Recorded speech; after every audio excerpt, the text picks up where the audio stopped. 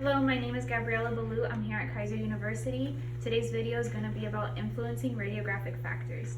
I'll be going over contrast and density and how they contribute to the outcome of our images. Image quality considerations in radiography are complex and diverse, as is our anatomy and pathological conditions. Basic concepts are crucial to the outcome of image quality and examination. These concepts include radiographic density and radiographic contrast. These act as determining factors in the final radiographic appearance, amongst others, and affect not only the view of the pathology but also of our normal anatomy. Radiographic contrast is the density difference between neighboring regions on a plane radiograph. High radiographic contrast is observed in radiographs where density differences are notably distinguished black to white. Low radiographic contrast is seen on radiographic images where adjacent regions have a low density difference black to gray. Radiographic contrast controlling factor is the KVP or kilovoltage peak. Influencing factors in radiographic contrast are beam restrictors, OID, object image distance, scatter, filtration, generator waveform, atomic number of tissues, additive and destructive pathologies, and grid ratios.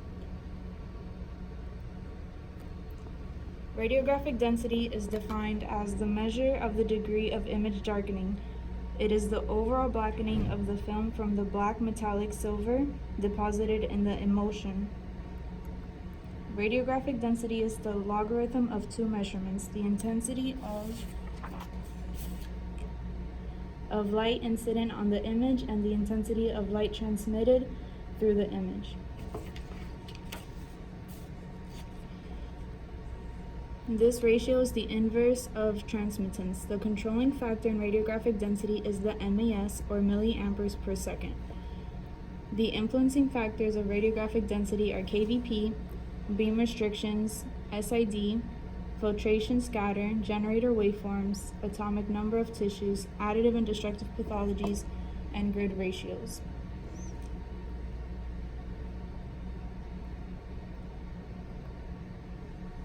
Beam restrictors in radiographic contrast are designed to control and minimize scatter by limiting the X-ray field size to only the anatomical structures of interest.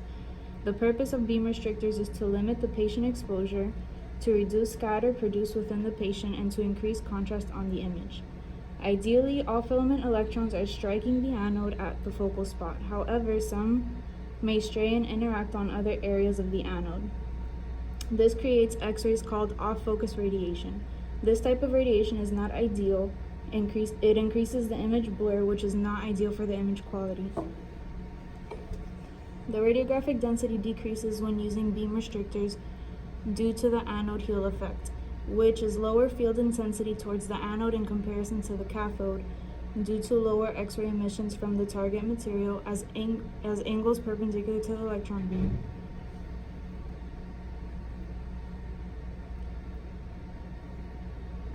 The object to image distance, or OID, affects the contrast by increasing the air gap between the patient and the IR. This decreases the amount of scatter reaching the image receptor by increasing the OID, which decreases the scatter and increases the contrast.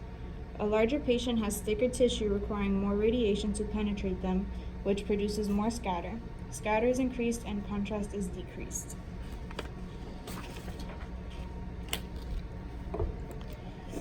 Filtration allows the radiographer to shape the beam and uses a higher KVP, which leads to the decrease in radiographic contrast. Filtration is the purpose of eliminating undesirable low-energy X-ray photons by the insertion of absorbing materials into the primary beam. The amount of absorbing materials that will reduce the intensity of the primary beam is measured to 1/2 of its original value. Some filters used are aluminum metal sheets that are placed in the X-ray beam between the window and the patient. This is used to attenuate the low-energy X-ray photons. Filtering is used to have the removal of low-energy X-rays from the beam spectrum, which ultimately contribute to the image quality. However, it adds to the patient dose and causes more scatter. There are two types of filtration: inherent filtration and components in the X-ray tube, including the window, the housing, and the cooling oil, and added filtration from interchangeable metal sheets. Total filtration is the combined effect of the inherent and added filtration. The added filtration component is customizable for individual examinations and procedures.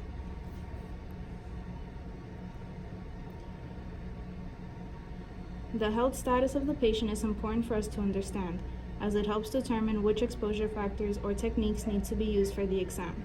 For example, in a chest x-ray where the right lung appears to be darker than average and elongated, the darkness of the image is referred to as hyperlucency, meaning that it was penetrated too easily, resulting in a burnout. When we see this type of characteristic, it means that the patient has an excess of gas or air trapped in the lung tissue. Gas or air in the tissues will facilitate the transmission of x-rays through the tissue. If there is a patient condition that results in the technologist lessening the technique, it is referred to as a destructive condition. If something in the lung causes the x-rays to be attenuated, the image will look opaque. If the x-rays had difficulty penetrating the lung tissue, the pathology is considered an additive pathology, which means that you have to increase the MAS or the KVP or both in order to penetrate the tissue adequately. A good example of an additive pathology would be a buildup of fluid in the patient's lungs, known as a pleural effusion, or in the abdomen, known as ascites.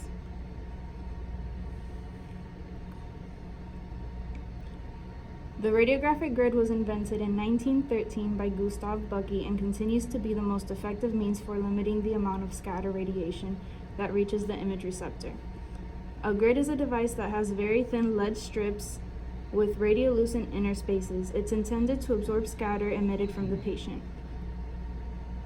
Ideally, we would imagine that the grids would absorb the scattered photons and allow diagnostic photons to pass through. However, this does not occur, and we have to increase the technique, specifically the MAS, which is required when using grids. The amount of increased MAS depends on the grid ratio. The quality of an image has many factors, stages, and variables that are influenced in every step. Improving one aspect may lessen another, and changing one factor may cause a domino effect of results. There is a complex interrelationship between the imaging characteristics discussed. All in all, they all come together to produce an optical diagnostic image.